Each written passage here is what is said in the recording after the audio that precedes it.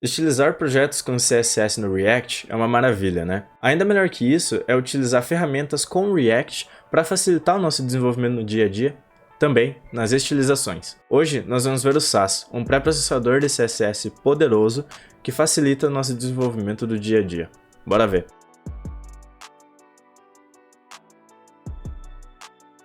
Fala galera, beleza? Eu me chamo Ariel, sejam bem-vindos a mais um vídeo. E hoje estou trazendo para vocês mais um episódio da Tips and Tricks, uma playlist onde eu passo dicas para vocês de desenvolvimento com React. Antes de mais nada, cheque as minhas redes sociais, onde às vezes eu posto um conteúdo interessante por lá, principalmente no LinkedIn, bora fazer algumas conexões por lá. E também, cheque a nossa comunidade no Discord, uma comunidade voltada a desenvolvedores, com o objetivo de se ajudar no dia a dia e se tornar ainda melhores na sua carreira como dev. Também não esqueça de avaliar esse vídeo, pois a sua avaliação é extremamente importante para mim saber como eu estou conduzindo esse canal, seja com um gostei, um comentário com feedback e também compartilhando com algum amigo. Assim, ele aprende, você aprende e eu fico feliz com mais pessoas aprendendo aqui no canal. Então vamos começar vendo quais são os benefícios do Sass, né? O Sass ou SCSS, que é a extensão dele nos arquivos, facilita muito a estilização de apps, pois ele acelera o processo de estilização e ainda mantém a essência do CSS. Isso é muito bom, pois ao contrário do Styled Components que a gente já abordou aqui no canal, e também de diversas outras ferramentas como Material UI ou Tailwind CSS, nós mantemos a essência do CSS. E isso é um ponto muito positivo para pessoas que estão começando na área, mas buscando ferramentas para facilitar o seu desenvolvimento. Pois logo no começo o que a gente busca mesmo é codar o mais nativo possível, para nunca esquecer como o CSS, como o HTML ou como o JavaScript funciona na base, né?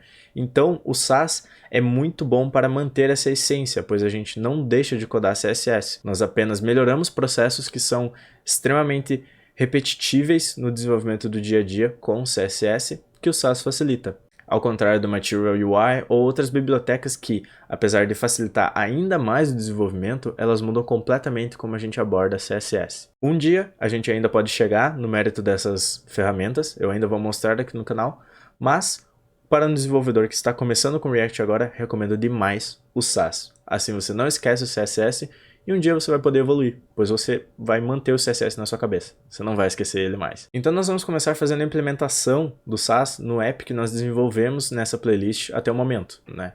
Então nós ainda vamos utilizar o app que desenvolvemos nos últimos vídeos, e se você não chegou a dar uma olhada e quer ter um projeto extremamente massa no seu portfólio, dá uma olhada nos vídeos anteriores que você não vai se arrepender. Então, para quem acompanhou os últimos vídeos, a gente está desenvolvendo uma aplicação totalmente funcional aqui com TypeScript e com JSON Server, o Faker.js, né? Então, essa aplicação ela já está totalmente funcional, com grandes funcionalidades, porém, nós não temos estilos, né? A nossa aplicação está completamente sem estilos aqui, né? Eu também tenho que startar aqui, no caso, o nosso server, né? Com o Yarn Server. Assim a nossa Fake API vai ficar rodando e nós também temos que estilizar ela agora, né? Esse é o objetivo desse vídeo. Então, nós vamos começar instalando o Sass aqui, né? Eu vou abrir um outro terminal aqui e para instalar o Sass, nós vamos instalar o binário dele, tá? Então, para instalar isso, a gente faz yarn add node-sass, né? Como eu estou utilizando a minha versão aqui do Node, né, Node-V, a minha versão é V14.17, o binário do Sass pode dar alguns problemas dependendo da sua versão do Node, tá?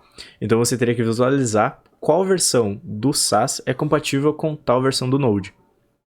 Esse é um cuidado que a gente não tem com muitas libs, mas aqui com o Sass a gente vai precisar ter, tá? Se você está na mesma versão que eu estou do Node, você pode fazer yarn add no Node Sass, né, @4.14.0. Essa é a versão do Sass que eu sei que funciona aqui no meu ambiente, tá? E beleza, após instalar isso aqui, o que nós vamos fazer é o seguinte, nós vamos criar um estilo global aqui para nossa aplicação, né, que ele vai ter alguns requisitos aqui para nós, né. Primeiramente a gente vai colocar aqui na nossa pasta source, eu vou criar uma pasta styles. E nessa pasta eu vou criar o global.scss, né? A gente fala Sass, mas a extensão desse arquivo é SCSS, né? A gente pode colocar Sass também, mas existem algumas diferenças. O que eu prefiro utilizar é o SCSS e é o que nós vamos estar abordando aqui nesse vídeo, beleza? Então, o que nós vamos começar fazendo aqui é definindo algumas variáveis, tá? que são basicamente variáveis de cores que a gente vai estar utilizando, né, as variáveis do CSS mesmo. E nesse caso eu vou estar disponibilizando para vocês também um Figma, né, com o resultado final que esse app deve ficar, né. Você pode copiar depois aqui também as cores ou tentar implementar da sua própria maneira essa estilização aqui, né. Então eu vou fazer um roadmap aqui com vocês mostrando como o SCSS vai facilitar o nosso trabalho de fazer tudo isso aqui, beleza? Então, para começar, eu vou colocar aqui root, né, no root do CSS. Para variáveis do CSS é a mesma coisa com o Sass, tá? Então eu vou colocar aqui o blue 900, que vai ser hashtag 17, 18, 21, tá? E é assim que a gente declara variáveis, né? Eu vou acabar copiando aqui na minha cola para não me alongar muito nesse vídeo, pois é basicamente o mesmo processo, né, para declarar todas as outras cores. Vocês podem obter essas cores lá do Figma, assim como eu fiz também para criar esse projeto, beleza? O nosso body, a nossa tag body, ela vai ter um background color, que vai ser a var blue 900, tá? Esse vai ser o nosso background color. E o overflow x vai ser hidden, né? O overflow x, que seria o overflow vertical, horizontal, quer dizer, do nosso app, vai ser hidden, tá?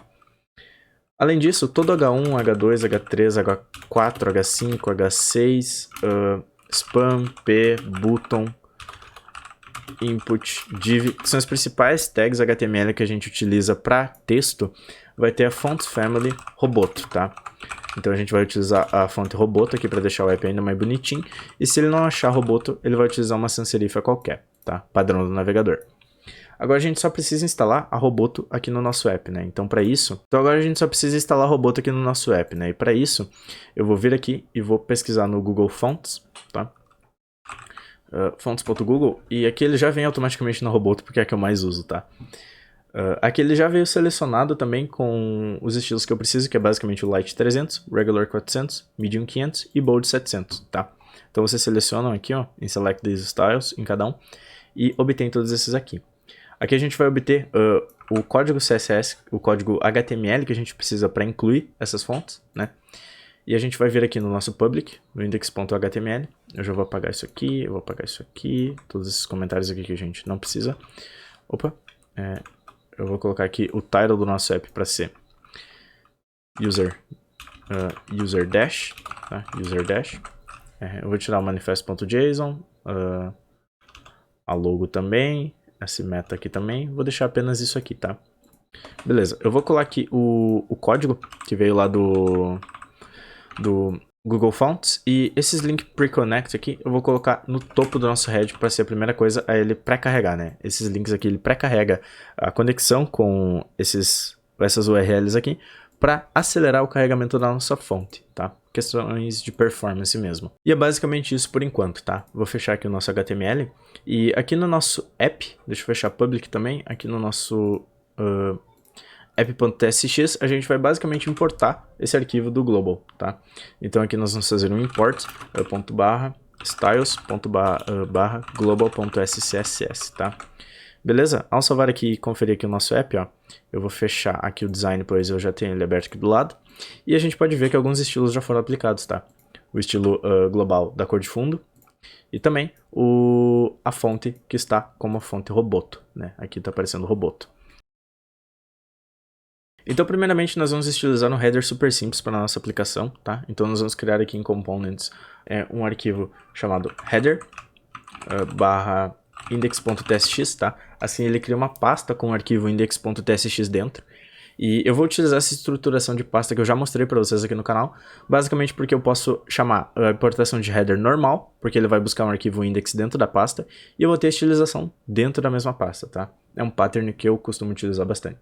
Aqui dentro, então, a gente basicamente vai começar importando o nosso styles.scss, né? Dessa forma aqui, _styles.scss, que vai estar na mesma pasta. Então, vamos criar ele aqui, styles.scss, tá? Como ele está na mesma pasta, ele importa sem problema aqui para nós. Então, eu vou exportar uma function chamada header, tá? Function header. E aqui a gente vai fazer um return dela com um header, dentro de uma tag header HTML, com H1 dizendo user dash, tá? Super simples. Além disso, a gente pode melhorar isso aqui ainda mais, exportando uma const chamada header, tá? Que ela vai receber um memo do nosso header component, né? E aqui eu vou trocar o nome desse cara para header component, beleza? que assim a gente utiliza o memo, pois esse componente não vai precisar se renderizar nenhuma vez. Ele vai montar uma vez só e vai ficar assim, beleza? Então agora a gente já tem o memo do nosso header. Pra gente já começar visualizando as alterações que a gente vai fazer aqui no CSS, eu vou vir aqui no nosso app, tá? E eu já vou declarar o nosso header aqui em cima, ó. Logo aqui na nossa div, eu já vou colocar o header. Deixa eu ver se ele vai me dar outro import. Sim. Então a gente já importou o header aqui lá do nosso componente, tá? Então agora quando a gente for estilizar o header, a gente já vai ver em tempo real as estilizações ali. Basicamente os estilos que a gente vai fazer vai ser incluir uma tag header, tá? E o nosso header lá do HTML, né? Ou seja, esse header aqui, ele vai receber um padding. Opa, eu já digitei errado aqui. Um padding de 28 pixels, tá? Ele vai receber um background color var blue 900, tá? Ele vai ter a mesma cor do nosso fundo, só que por padrão ele vai vir como branco, né? E ele vai ter um position sticky, tá? Position sticky para quando a gente scrollar para baixo, o nosso header fica fixo lá, né? Ele não scrollar para cima junto com o restante do conteúdo. Além disso, ele vai ter um top 0 para ele ficar posicionado sempre em cima, né? Uma width de 100% para cobrir toda a width da página. E agora, se a gente visualizar aqui, ó, o nosso header já está meio que estilizado, né? Agora o que a gente precisa estilizar é o nosso H1. E no CSS padrão, o que a gente faria seria colocar o H1 aqui embaixo, né? Ou o header H1, né? O H1 dentro do header, e daí utilizar alguma outra sintaxe aqui. Algo do tipo, né? Mas o que a gente pode fazer no SCSS, com o Sass, é colocar o H1 aqui dentro. Então ele já fica com aquela mesma sintaxe de que a gente está utilizando isso aqui, header H1, né? Então ao invés de ter que repetir, fazer tags separadas, a gente pode simplesmente utilizar como filho. E para estilizar esse H1, ele basicamente vai ter uma color, que vai ser a var gray 100, tá? Var gray 100. E aqui a gente vai ter um margem 0, tá? Margem 0, pois o H1 vem com algumas margens e a gente não quer tê-las aqui, beleza? Então se eu olhar aqui, ó, o nosso header já está pronto, tá? É basicamente isso aqui o nosso header. Ele vai ter a mesma cor de fundo, ele não vai se diferenciar, apenas vai ficar fixo aqui com o texto user dash, que seria basicamente a logo do nosso app, beleza? Agora nós vamos estilizar esse componente de busca aqui, tá? Só que a gente vai fazer um componente separado para facilitar toda a estilização e a funcionalidade desse componente, visto que ele vai ficar mais complexo do que só um input, né? Então nós vamos criar aqui em components filter/index.tsx e aqui dentro eu também vou criar o seu styles.scss, tá? Então basicamente aqui no nosso filter a gente vai exportar uma function, export function filter, tá? E além de exportar esse cara, eu vou importar o nosso CSS aqui basicamente, né? Para já começar com styles.scss. E aqui o que a gente vai exportar dessa function vai ser os dados lá do nosso app.tsx, né? Basicamente o que a gente vai ter esse form aqui. Então eu vou dar um Ctrl X nele aqui já, tá? O nosso app vai parar de funcionar por um momento. Então aqui no return desse nosso filter a gente vai colar esse form aqui, tá? Simples assim. O nosso form agora ele vai dar alguns erros aqui de variáveis que ele não tem conhecimento, né? Então algumas coisas a gente vai acabar utilizando lá do nosso app também, como a função handleSubmit e o filter, né? Então, aqui a função handleSubmit eu vou dar um Ctrl X, pois ela não é mais responsabilidade do componente app, ela é responsabilidade do componente filter. Como a gente não precisa de estado compartilhado, a gente pode declarar ela aqui, beleza? Aqui nós vamos ter o problema de importar o form event, né? Que no caso ele vem lá do React, a tipagem do form event, para a gente poder ter acesso ao prevent default aqui. E aqui ele vai dar um problema no set users, que a gente já vai resolver, pois nós vamos recebê-lo por props lá do nosso componente app, tá? Como users ele é compartilhado entre o filter e outros componentes aqui do nosso app, ele precisa ficar no componente de estado acima, como a gente não vai implementar contexts aqui, né? Então, o estado de users vai ficar aqui e a gente vai passar como prop aqui para o nosso componente filter, tá?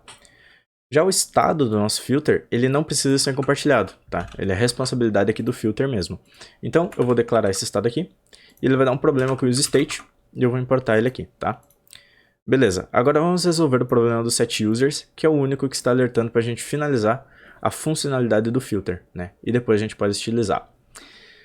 Para fazer isso, basicamente eu vou declarar aqui o tipo, as props que o nosso filter recebe, né? Então a gente vai receber aqui dessas props o setUsers.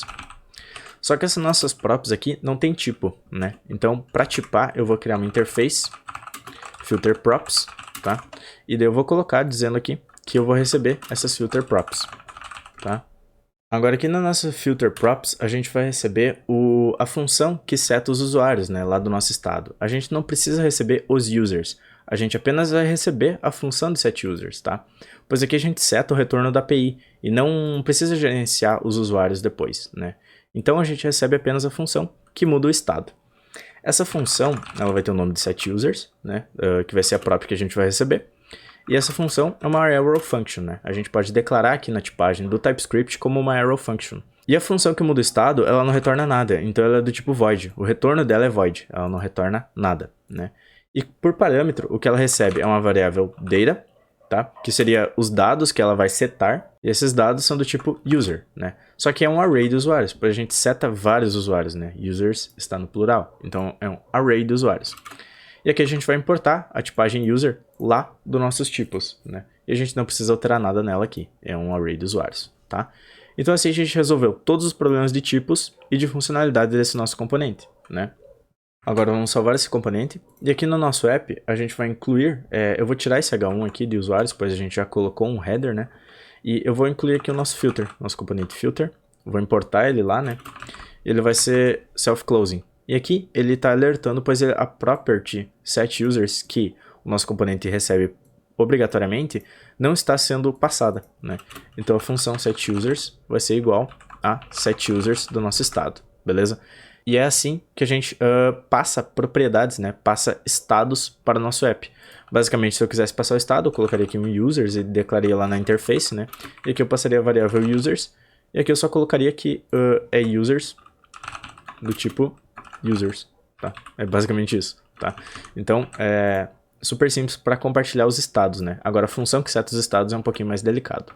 Aqui, como vocês podem ver, ela está me alertando aqui um erro, pois a função setUsers aqui, ela recebe user data, obrigatoriamente, né? Um data do tipo user. Porém, aqui, eu não estou dizendo qual que é o tipo de usuários, né? Pois aqui ele é basicamente um array vazio, ele não tem tipo nesse estado, né? Então, para tipar ele, eu vou passar um generic aqui, tá? Que generics é basicamente o seguinte: eu tenho a funcionalidade do useState e eu sei que o tipo dele é um array, mas eu não sei o tipo desse array.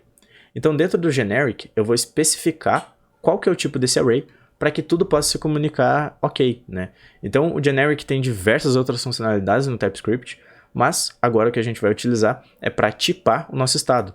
O nosso estado a gente já sabe que ele é do tipo array, mas a gente não sabe o que esse array vai ter. Então, para especificar o que esse array vai ter, a gente utiliza o generics aqui e esse erro vai estar concluído, né? Pois aqui a gente tem um array genérico e aqui a gente tem um array específico, né? A gente sabe que o nosso data é do tipo user, só que aqui na declaração do nosso estado a gente não sabe disso. Então, basicamente aqui dentro eu passo também que eu tenho um array de usuário, né? E eu também importo lá do nosso tipo. Então agora que o nosso useState está tipado com esse generic, ele sabe qual é o tipo de dados que, ao setar, ele vai ter e qual é o tipo de dado desse usuário, né? A gente sabe que na passagem do data, a gente vai receber um array de usuários e a gente sabe que o nosso estado é um array de usuários, certo? Então agora os nossos tipos estão alinhados e a gente não tem mais problema aqui na nossa aplicação. Agora o que a gente vai fazer é a estilização aqui do filter, né? Então, para estilizar aqui o filter, nós vamos basicamente utilizar a mesma lógica que a gente utilizou aqui no header, né? Então, nós vamos fazer um form, que a gente vai estilizar externamente o form, com display flex, né? E um gap 10 pixels, né? Então, quando a gente está em um flex, o gap é basicamente o espaço que cada item dentro desse flex vai ter entre si, né? O gap é um espaço entre eles. O nosso form vai ter uma max width de 1200 pixels, tá? 1200 pixels. E uma width de 100%. Que esse, no caso, vai ser a estilização do nosso form externamente, né? Então, as coisas já estão começando a acontecer aqui. Além disso, o nosso input aqui, ele vai ter uma height de 56 pixels. Ele vai ter uma width de 100%, no caso, 100% na verdade. Uma border none, ele não vai ter a borda padrão do input. Border radius dele vai ser de 10 pixels, para ter uma bordinha arredondada. O padding left vai ser de 15 pixels, para que a gente tenha um padding do texto que vai ser escrito para a parte da borda esquerda do nosso input. O font size dele vai ser de 18 pixels. O background color vai ser o var blue 800, vai ser o mesmo blue, porém um pouquinho mais claro. O color, que no caso é o color no caso do texto dele, aqui eu escrevi background color incorretamente. A cor do texto vai ser var gray 100 também, né? E agora, o que a gente tem que fazer é o seguinte, tá? Basicamente aqui, ó, se a gente vir aqui, a gente tá com essa estilização, mas o nosso texto está preto ainda, né? Pois é o default do input. Então, oxi, não era pra isso que tá acontecendo não, na verdade. Aqui eu coloquei dois traços ali, então agora ele vai funcionar. Deixa eu salvar aqui e pronto. Agora o meu texto está em branco, tá? Então, agora a gente utilizou o nested aqui, né? O input dentro do form. E o que eu vou fazer também é colocar uma placeholder nesse input aqui, tá? Eu vou colocar uma placeholder aqui nele, tá? Pra identificar melhor o que está acontecendo ali, né? Então eu vou colocar aqui placeholder, vai ser um texto estático mesmo, pesquisar usuários, tá? Para o usuário saber para que serve aquele input. Beleza? Então, o que acontece? A cor aqui do nosso pesquisar usuários não está de acordo com a cor que a gente quer que esteja, né? Então, para especificar uma cor de um placeholder, né, de uma prop do HTML, como é que a gente faz no CSS, né? Nesse caso, a gente faria um form input placeholder, né? Assim a gente consegue acessar a placeholder desse input e aqui utilizar essa placeholder, né? O que a gente pode fazer com o Sass? A gente pode colocar um e-comercial aqui. E o que esse e-comercial representa? Ele representa o elemento atual, tá? Então, aqui quando a gente coloca esse e-comercial, nós estamos dizendo que a gente está acessando esse componente aqui, o input, né? E como esse e-comercial é o input, o que a gente precisa fazer? Colocar esse placeholder aqui, né? Então é só fazer isso. Então, ao fazer isso aqui, eu estou fazendo a mesma coisa que estava aqui embaixo, tá? Form input placeholder, só que eu colocando o e aqui, eu estou acessando o elemento acima, né? No caso, a gente está tratando do input e acessando a propriedade placeholder dele através do CSS, né? Para estilizar ela, eu apenas coloco um color var gray 500, né? Assim eu altero a cor do nosso placeholder e eu consigo estilizar ele sem problema, certo? Beleza, então agora a gente já aprendeu a utilizar Agora a gente aprendeu a utilizar a tag do próprio elemento, né? E acessar uma propriedade dele mais específica do CSS, né? Isso é muito legal, pois ao invés de ter que fazer todo aquele texto que a gente tinha feito aqui embaixo, nós só colocamos o e-comercial para acessar o elemento e a sua propriedade em seguida, né? E esse e-comercial dá diversas possibilidades que a gente vai ver mais à frente aqui no canal, de como utilizar melhor isso e outras funcionalidades do Sass, é claro, né? Aqui eu vou colocar a estilização do nosso button, né? Pois a gente estilizou todo o nosso input, mas não estilizamos o button. E para estilizar ele, o que nós vamos fazer é o seguinte. Eu vou colocar um width de 112 pixels. Uma border none, porque eu não quero ter borda no botão. Border radius de 10 pixels para manter a mesma borda do input. Um cursor pointer, para ele ficar com o dedinho lá para clicar no botão, né? O color vai ser var gray 100. E o background color vai ser var blue 500, né? Então a cor de texto do nosso botão vai ser var gray 100 e a background color vai ser 500. No font size dela aqui, eu vou colocar 10 pixels e no font weight eu vou colocar 500, tá? Porque eu quero que seja bold. Então se eu olhar aqui, ó, o nosso texto já mudou, né? Mas ele tá muito pequeno, na real é 18 pixels aqui. Então agora tá certo, ele já mudou. Só que eu vou trocar o texto aqui também, tá? Porque lá no nosso design tá como filtrar, né? A gente não deve seguir estritamente o design, nesse caso. A parte do texto já não é mais responsabilidade do design. Mas eu vou colocar porque eu acho que ficou mais legalzinho, né? Então, pronto. Ficou bonito, a gente já estilizou o nosso input aqui e o nosso form de filtro, né? Então aqui, se a gente tentar filtrar por um usuário, a gente pode ver que tá tudo funcionando normalmente, tá? A gente está conseguindo exibir aqui os usuários da maneira como a gente estava, porém ele não está formatado, né? A gente vai fazer esse design mais à frente, tá? Eu só quero avisar vocês também que aqui no user.tsx, no último vídeo, eu deixei esse address aqui, tá? E se vocês deixarem essa exibição do address, que no caso é um objeto, ele não vai conseguir funcionar. E isso vai dar problema e travar a aplicação, tá? Então você precisa remover esse address daqui e assim o seu app vai funcionar normalmente, tá? Qualquer problema que você estiver tendo pode não estar relacionado a essa refatoração que a gente fez do filtro, apenas ao fato do user estar tentando exibir um objeto ao invés de um atributo do objeto.